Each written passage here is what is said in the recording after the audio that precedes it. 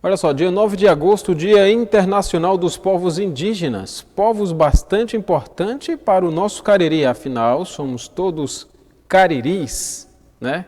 Nome aí denominado de uma tribo indígena da nossa região. Estamos no sertão da Paraíba, mas por conta dos cariris, né?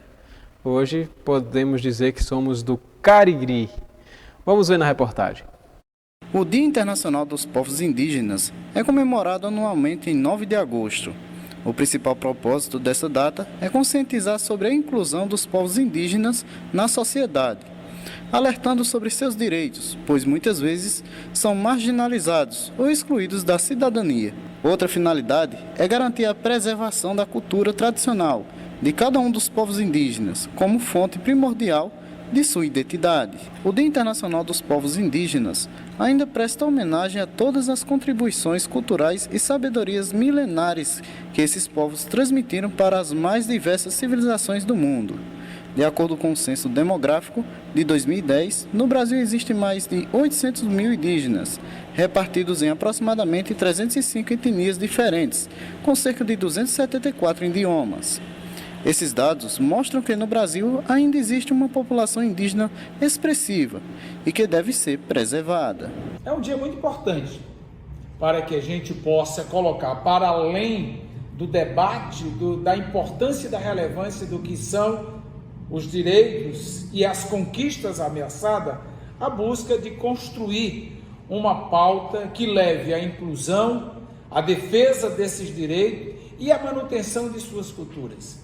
Por isso, precisamos, para além da celebração, a denúncia das ameaças aos povos originais, aqueles que têm na sua origem a origem da vida, da referência e da civilização. Queremos celebrar e trazer todas as referências para juntos trazermos a vida, a inclusão, o direito, as conquistas e as referências da vida. Os índios cariris que habitavam o sertão da Paraíba foram valentes em guerras e ficaram marcados no sertão paraibano. Cariri é a designação da principal família de línguas indígenas do sertão do Nordeste, onde vários grupos locais ou etnias foram ou são referidos como pertencentes ou relacionados a ela.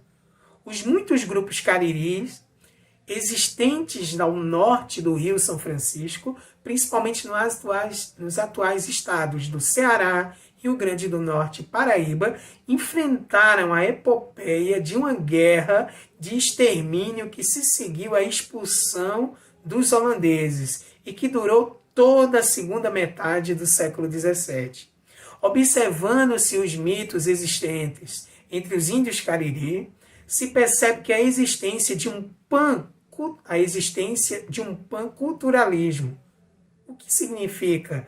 Demonstrando que ocorreu no Brasil, também na Paraíba, uma convivência pancultural e panlinguística dos povos que habitavam a região dos sertões, demonstrando que questionar esse conceito não vai reafirmar o termo genérico tapuia, utilizado para agrupar todos os povos que viviam nesses locais antes da chegada dos portugueses, ou seja, dos europeus. Nós temos o quê? Uma diversidade de grupos indígenas, de índios, sobre a denominação, a designação Cariri, ou Tapuia, e esses índios viviam o quê? Uma espécie de panculturalismo, ou seja, eles habitavam de forma pacífica, culturalmente e também linguística, ou seja, havia uma certa convivência pacífica entre esses povos indígenas. Toda a região marcada pela presença dos cariri é vista desde as serras dos cariris velhos e dos cariris novos, respectivamente nas divisas entre Paraíba e Pernambuco e entre Paraíba e Ceará, na região do Cariri, a sudoeste de Campina Grande, na Paraíba, e no Vale do Cariri, que ocupa toda a bacia do Alto Jaguaribe, no sul do Ceará.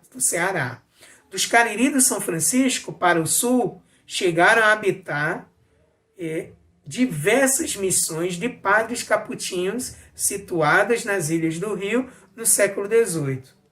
E qual é o objetivo desses padres capuchinhos?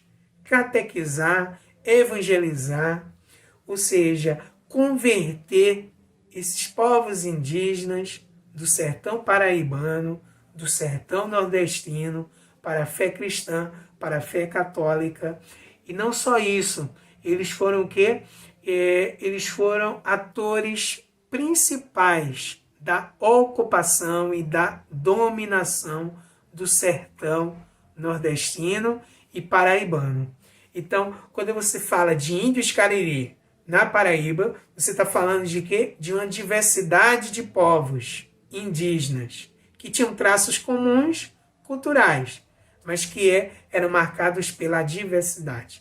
Belas Flores Floricultura vale mais que 1000 palavras.